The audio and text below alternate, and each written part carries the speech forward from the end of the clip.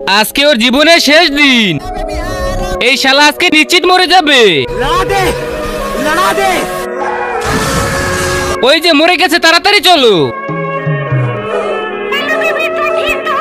আরে হ্যাঁ ভাবি, আমি একদম ঠিক আছি। কি ভেবেছিলেন যমরাজ আমি মরে যাব?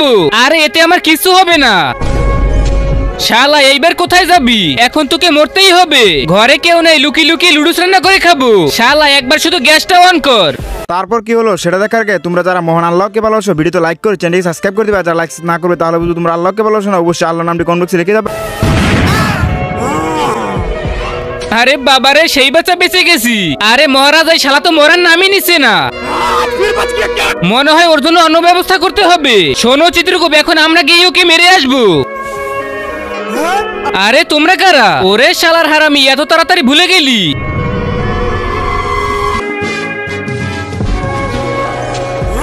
আবে শালা তুই এখানে? এই তো আপনাদের সামনেই দাঁড়িয়ে আছি।